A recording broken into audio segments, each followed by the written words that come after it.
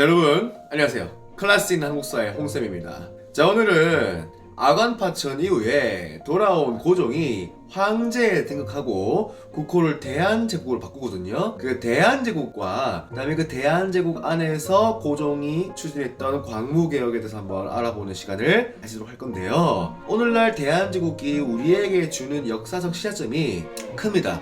그 내용에 대해서 한번 알아보고 한번 같이 생각해보는 시간을 가지도록 하겠습니다. 자, 그럼 모두 준비됐습니까? 그럼 따라오시죠.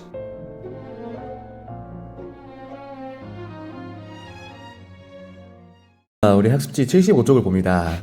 선생님 목소리가 이게 코감기가 잘 안 나와서 자꾸 목소리가 좀 갔습니다. 그래서 조금만 이해해 주시고 들어주길 바랄게요. 선생님도 또박또박 될 수 있으면 목소리를 좀 정상적으로 내려고 노력할 테니까. 자, 우리 75쪽에 대한제국 수립을 볼 텐데, 우선 대한제국을 알려면 우리가 어떤 걸 알아야냐면요, 바로 이 고종의 황궁을 요구하는 요런, 즉 고종이 을미사변 이후에 1896년 2월부터 1897년 2월까지 딱 1년 동안 어디를 갔다 옵니까? 그렇죠. 우리 아간파천 알죠? 아간파천. 조금만 하고 아간파천.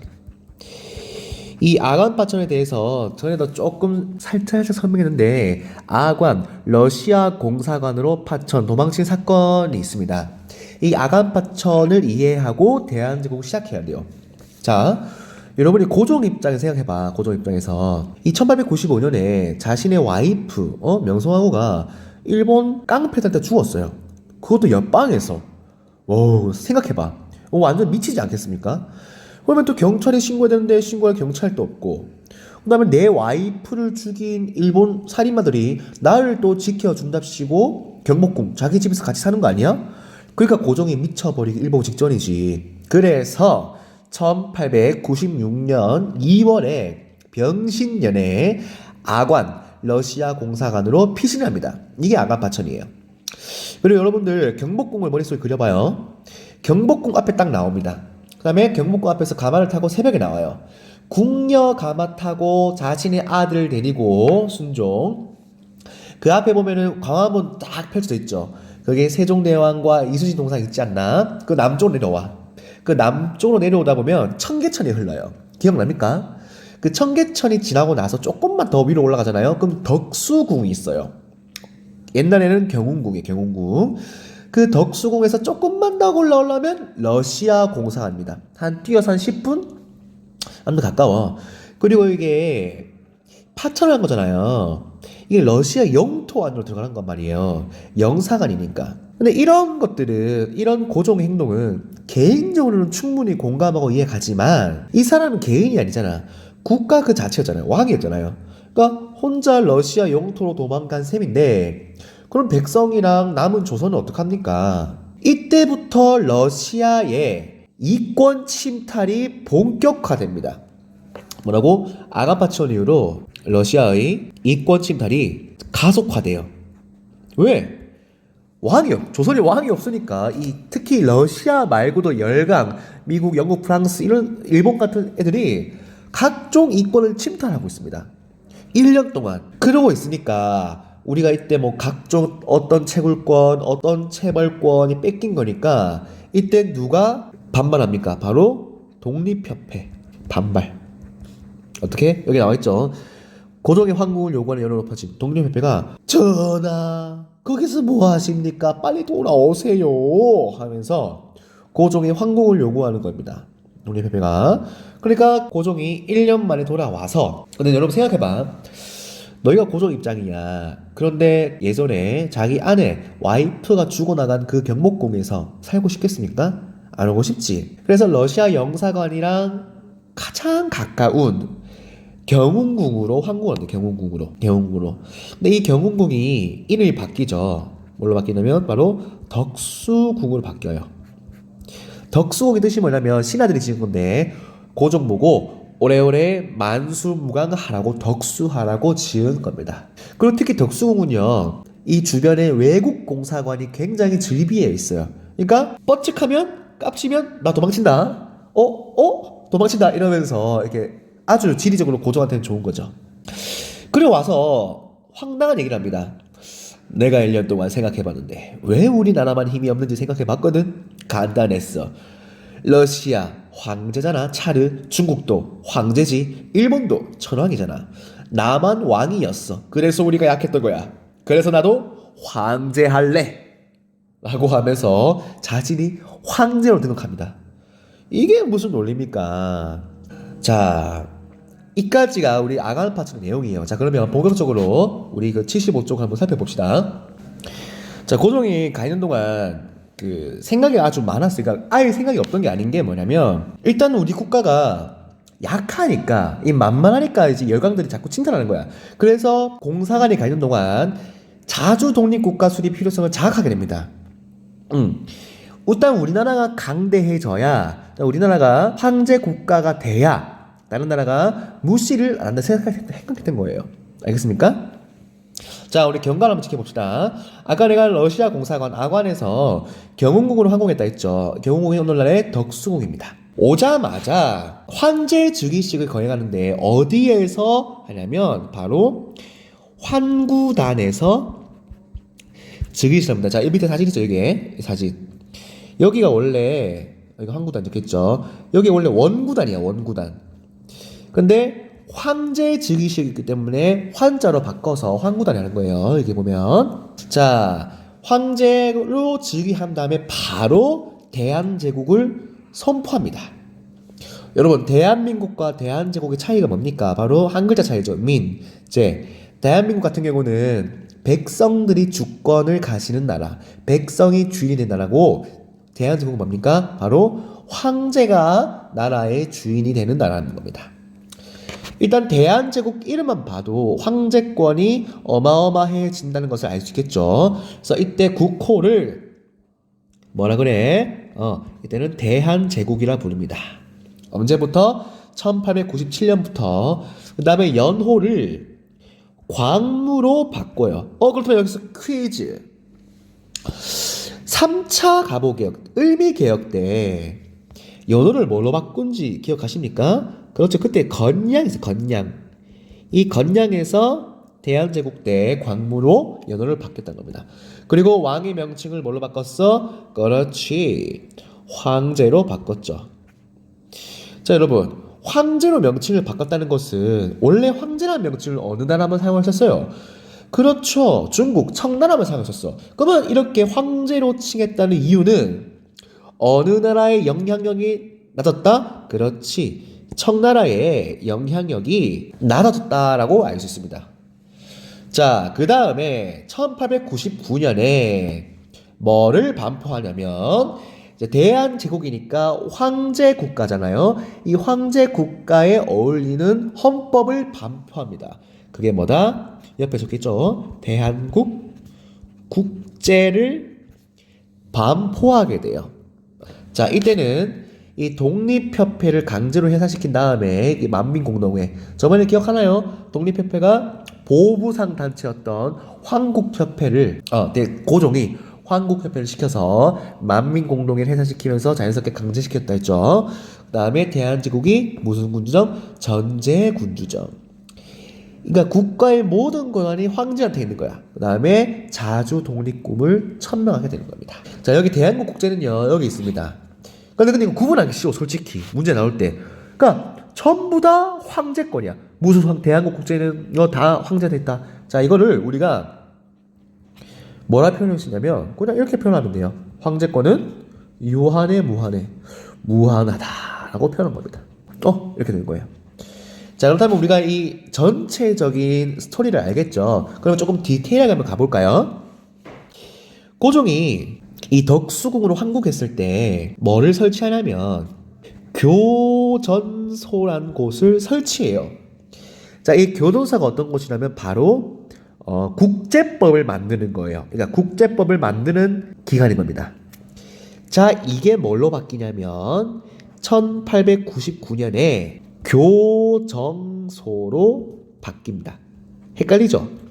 교전소가 교정소로 개칭돼요. 그러니까 1899년에 대한국 국제를 반포하는 기관이 어디예요? 여기예요. 교정소에서 뭘 반포합니까? 바로 대한국제를 반포하게 되는 거예요. 알겠습니까? 그렇게 따지면 교도소는 대한제국 선포 이전에 먼저 만들고 나서 설치하는 거죠. 자, 그 다음에 요거 지우고, 자, 그 다음에 또 뭘 설치하냐면 이어서 볼게요. 위에 이어서, 여기 이어서 일로 사례소라는 곳을 설치합니다. 사례소. 자, 사례소가 어떤 곳이냐면 바로 역사 편찬하는 곳이에요. 역사 편찬 기구. 이렇게 설치하게 됩니다. 광무는 고종의 연호입니다. 자, 오른쪽 넘어와서 고종이 대한제국 선포와 동시에 어떤 계획을 했냐면 바로 정말 중요하죠. 바로 광무개혁을 추진합니다. 대한제국 선포와 동시에. 광무는 고종의 연호예요. 자, 이때 광무개혁의 특징 첫 번째 가장 중요한 특징이 있습니다. 그게 뭐냐면 밑에 적혀있죠. 이게 무슨 신참? 선생님 빨간색으로 적을게요. 그렇지. 구본신참이에요. 구본신참. 구본신참. 이 구본신참의 뜻은 밑에 적혀있습니다. 구본, 옛 것을 근본으로 하고 신참, 새로운 것을 참작한다. 여기서 말한 구본이란 건요, 선생님이 다른 펜으로 적어볼게요. 옛 것이죠. 옛 것. 그래서 옛 것은 뭘 말하냐면 바로 군주제, 황제권을 말하고, 그다음에 여기서 신참, 새로운 것은 뭐를 말하냐면 여러 가지 뭐 산업, 그다음에 교육, 그다음에 국방, 이런 것들의 자주국가의 면모를 보여주는 개혁을 원합니다. 즉 점진적 개혁을 표방해요. 그러니까 우리나라는 항상 급진적 개혁을 실패해 왔어요. 점진적 개혁을 해 나라라고 표현할 수 있죠. 자, 그러면 광무개혁의 내용을 봅시다. 뭐가 있는지. 정치, 군사, 경제, 교육적 측면에서 나눠서 적었습니다. 정치, 국내부와 내장원을 확대하여 어떤 권한을 강화시킨다? 그렇지. 황제의 나라니까 황제권을 강화시키는 거죠. 여기서 이 내장원이 뭐냐면 황실 재정을 담당하는 기관이에요. 그러니까 이 황실 재정하는 담당을 확대하면 이 황제권이 자연스럽게 강화되는 거죠. 여러분, 권력을 쥐려면 반드시 경제권을 쥐고 있어야 돼요. 자, 이때 황실 재정을 어떻게 장악했냐면 바로 담배와 인삼을 어떻게 했다? 국가가 독점적으로 파는 전매를 했어요. 전매라는 거는 독점적으로 판매하는 권한인 거예요. 여러분, 지금 담배와 인삼을 같이 동시에 꽉 독점하고 있는 기관이 있습니다. 그렇지, KTNG, 담배임삼공사. 야, 얘네들 진짜 사기 아닙니까? 여러분, 담배 피면 몸에 좋습니까? 좋습니까? 담배 피면서 몸에 안 좋죠. 썩은 폐를 인삼으로 고쳐주게 하고 끝없이 순환시키는 거예요. 야, 똑똑해요, KTNG. 아직까지도 이게 지금 우리나라에서 이루어지고 있습니다. 이 담배 인삼을 통해서 황실 재정을 꽉 잡고 나서 황제권을 강화시킵니다. 자, 그 다음에 여러분, 고구려의 수도가 장수왕 때 국내성을 어디로 옮겼죠? 국내성에서. 그렇지, 우리가 평양을 옮겼지. 이 평양을 명칭을 또 바꿉니다. 격상시키는 거예요. 어떻게? 서경으로. 서경. 왜? 황제니까 서쪽에 있는 다른 수도로 해서 서경으로 격상시킵니다. 자, 그 다음에 군사적 입장에서는 바로 원수부를 설치하는 거예요. 이 원수부를 설치해서 황제가 국가 원수가 되어서 군대를 통솔하게 됩니다. 자, 황제가 뭐가 된다고? 황제가 국가 뭐가 돼? 국가 원수가 돼서 국가 전체의 군대를 통솔하게 되는 거예요. 군사권도 꽉 쥐게 되는 거죠. 그 다음에 중요한 건 우리 경제예요. 경제. 시험에 많이 나오는 건데, 자, 경제에서는 국가 재정을 확보하기 위해서, 우리 지금까지 어느 나라건 국가 재정을 확보하기 위해서 항상 어떤 사업을 벌였죠? 양전 사업을 벌였죠. 광해군 때도 임진왜란 이후에 또 국고를 늘리기 위해서 전체적으로 양전 사업하고, 태종 이망원 때도 양전 사업하고, 맞죠? 이 양전 사업을 쉽게 말해서 어떤 사업이라 했습니까? 토지 조사 사업이죠. 근데 이게 정말 중요합니다. 여러분 잘 기억해야 돼요. 왜 중요한지. 대한제국 때 광무개혁 때 한 양전 사업은요, 국가 재정을 확보하기 위해서 양전 사업을 실시했는데 이때 실시한 게 바로 토지 소유권을 보장하는 문서인 뭐를 발급한 거면 바로 지계를 발급한 거예요. 자, 여기서 지계가 뭐냐면 저 교과서 121쪽 121을 피면 이게 지계에 대해서 나와 있어요. 대한제국 지계. 이게 뭐 하는 거냐면 바로 토지 소유권을 증명시키는 문서입니다. 오늘날 따지면 토지 등기부예요. 자, 이거는 성격이 어떻습니까? 그렇죠. 바로 근대적인 토지 소유권인 거예요. 자, 이게 왜 중요하냐면 여러분, 이 지계 발급 자체가 나중에 그 1910년대에 보면 우리 일본 무단 통치기 때 어떤 조사 사업을 하죠? 일본이 토지 조사 사업을 펼치죠. 자, 여기서 일본이 토지 조사 사업을 펼친 이유는 이런 거죠. 야, 조선, 너희는 전 근대적인 왕토 사상에 의해서 토지가 전부 다 왕거 아니니? 이게 뭐고? 오늘날 같은 근대적인 세상에 이게 무슨 말이고? 그래서 우리가 대신 근대적인 토지 소유권을 인정해주는 토지 조사 사업을 벌여줄 테니까 알아서 기어라 라고 해준 거예요. 자, 근데 이미 우리는 1897년부터 99년 사이에 대한민국 시절에 지계를 발급했어요. 지계 뭐라 했습니까? 토지 소유권을 증명하는 문서예요. 자, 이거는 일제의 뭐를 반박하는 거라고? 바로 토지 조사 사업을 반박하는 결정적인 문서인 거예요. 자, 근데 이 대한제국의 이 토지 조사 사업인 지계 발급이 왜 중단되냐면 바로 러일 전쟁으로 인해서 중단이 돼버려요. 아이고, 안타깝죠. 그러니까 우리는 충분히 이 토지 조사 사업을 반박할 수 있는 논리가 있는 거예요. 그게 뭐다? 지계다라고 할 수 있는 거죠. 똑똑해요. 자, 그 다음에 밑에 내려보면 선생님이 동학농민운동 할 때 그 설명을 안 했는데 이건 어차피 항일의병운동 때 나와요. 근데 교과서를 먼저 보도록 합시다. 자, 아마도 이 강의를 본 사람들은 문제를 맞출 것이요, 강의를 보지 않은 학생들은 문제를 못 맞출 거예요. 강의 듣는 학생들 화이팅! 자, 앞에 보면은 민중의 저항 나와 있죠. 자, 한번 읽어볼까요? 근대화 정책이 실시되는 가운데 농민들은 토지 측량과 조세 징수 등의 과정에서 수탈을 당하였다. 이에 전국 곳곳에서 농민 봉기가 일어났다. 동학농민군의 자녀 세력은 영학당이라는 조직을 결성하여 1899년경에 봉기를 일으켰다. 자, 이 기획이 바로 대한제국 시절이죠. 대한제국 국제가 발표됐을 때 이들은 전라도 고부, 흥덕, 무장군 일대를 장악하였으나 곧 관군에게 진압되었다. 또한 일부 가난한 농민과 상민은 1900년 전후 활빈당을 조직하여 경기, 충청, 경상, 전라도 등지에서 부호, 잘 사는 사람들의 재물을 빼앗거나 관청을 습격하였다. 자, 여러분, 이 활빈당이 기억날지 모르겠다. 옛날에 소설, 어떤 소설의 주인공이 활동하던 단체예요. 그렇지, 홍길동이. 여러분, 홍길동은 가상의 인물이게요, 실제 인물이게요? 실제 인물입니다. 우리가 아는 홍길동전은 그 실제 인물 홍길동을 조금 서울화시켜서 만든 거예요. 실제 인물이에요.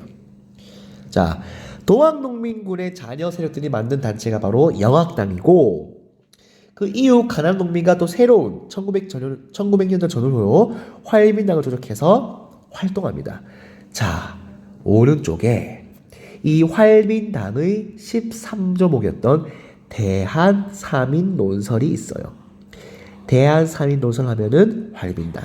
활민당의 요구 내용이 대한삼인논설. 알겠습니까? 이거 반드시 읽어봐야 문제를 맞출 수가 없을 겁니다. 여기서 한 문제 낼 거예요. 와우.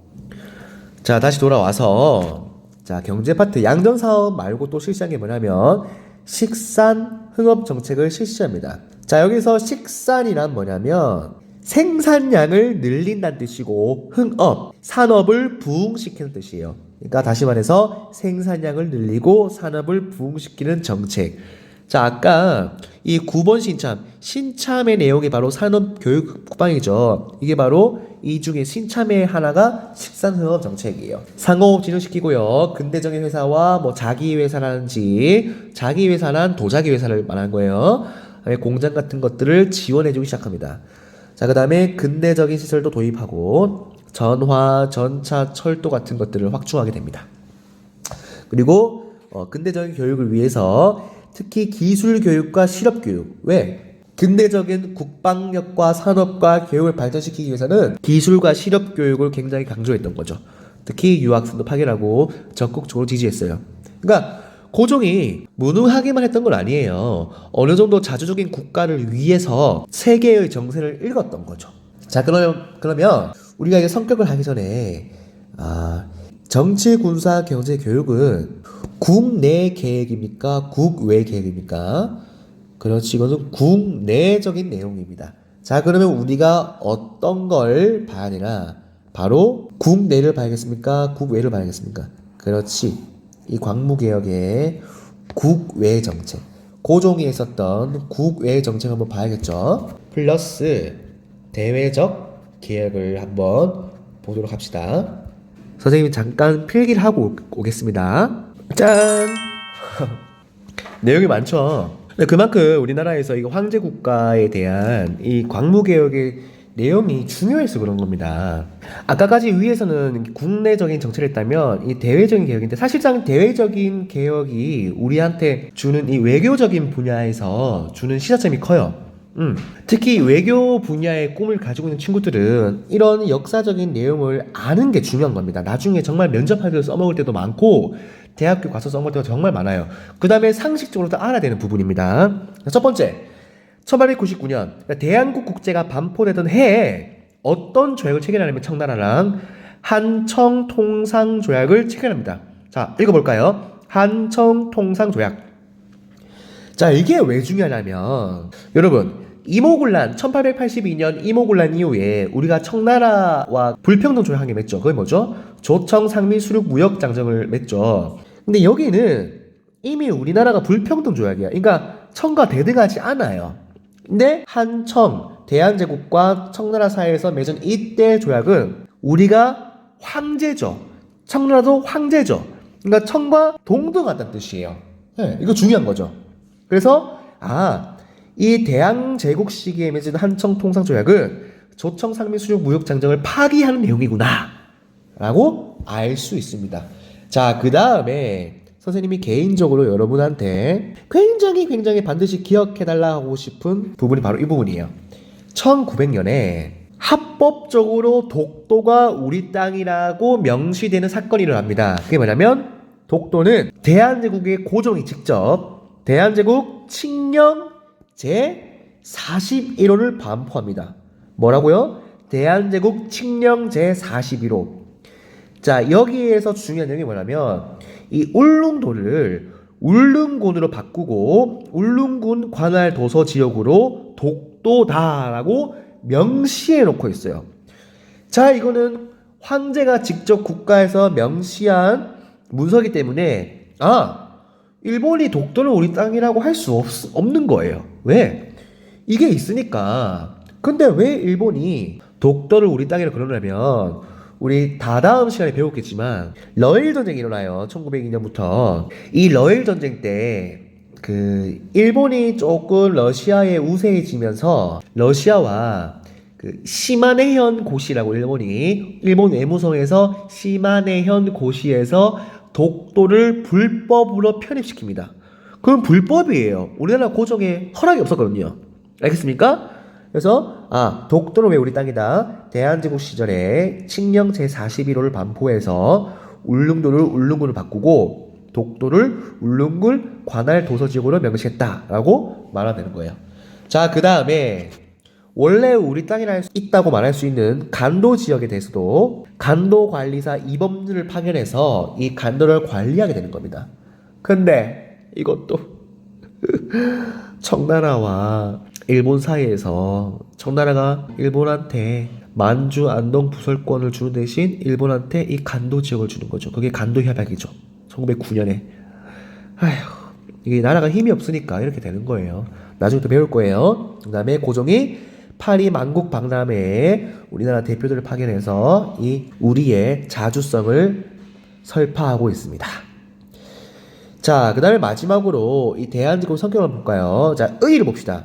일단 고종이 황제에 오르고 자주국방 정책을 펼친 것은 바로 자주독립과 근대화를 지향했다는 뜻이고, 그렇죠. 외세 간섭을 배제하고 아주 자주적인 개혁이라고 할 수 있습니다.